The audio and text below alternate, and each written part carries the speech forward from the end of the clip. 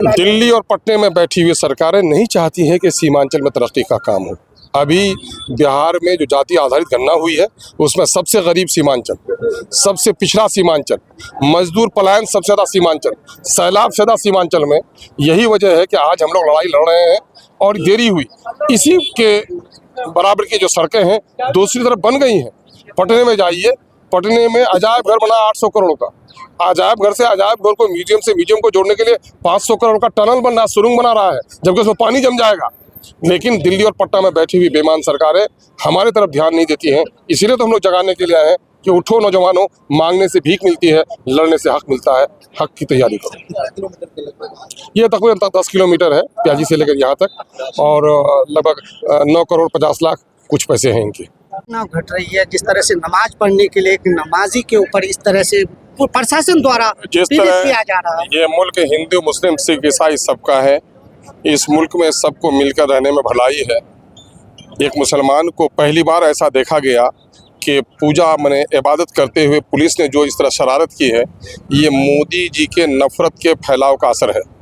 आज ये असर पाठशालाओं में, स्कूलों में, ऑफिसों में, और पुलिस की वर्दी जिनको सबको एक नज़र से देखनी चाहिए, एक पुलिस वाला जिस तरह से कर रहा है, ये दरअसल मोदी जी के नफरत की फसल है जो इस वक्त हमको काटनी पड़ रही है।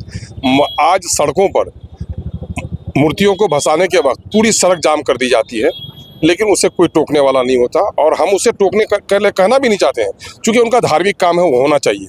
तो क्या किसी धर्म विशेष के लोगों को सड़क पर पूजा कार्यक्रम करने की इजाज़त हो सकती है, और मुसलमानों को सड़क पर कितना नमाज पढ़ते वक्त 10 मिनट से ज़्यादा का वक्त नहीं लगता? क्या इतना वक्त गुजरने पर इतनी मुसीबत हो रही है? दरअसल ये दंगाई पुलिस वाले हैं, और मैं शुरू दिन से कहता रहा हूँ, हिंदू मुस्लिम दंगा कम करते हैं, ये वर्दी वाले दंगा ज़्यादा करते हैं। और नीतीश जी के राज में और मोदी के राज में पुलिस की वर्दियों में दंगा करने वालों की ताकत और बढ़ गई है। सर, विपक्ष के बड़े बड़े नेता इस मुद्दे पर क्यों नहीं अब तक खुलकर के सामने आए हैं? आप उसको इसलिए नहीं बोल रहे हैं कि मुसलमानों को सब लोगों ने खिलौना समझ लिया है, उनके मुंह में दही जम जाती है। मुसलमानों के वोट चाहिए इन बेईमानों को, लेकिन मुसलमानों पर जुल्म हो, उनकी बेटी पर जुल्म हो, उनके नौजवानों की गर्दन काटी जाए, उनकी इबादत खाने तोड़े जाए, वो इनको उस वक्त उसकी ज़बान बंद हो जाती है। ये गैरतमंद मुसलमानों को समझना चाहिए कि जिन पार्टियों को मसीहा समझते हैं वो उनके दर्द की दवा क्यों नहीं बन पाते। तो जाहिर है जालिमों को जो कौम ताकत देगी वो कौम दुनिया में मजलूम होकर ही मरेगी। इसलिए अपनी पार्टी के अध्यक्ष हैं और बिहार में इस पार्टी के द्वारा कितने कैंडिडेट को खड़ा किया जाए? हम लोग, वक्त आ रहा है, अनकरीब आप लोगों को मिल जाएगा।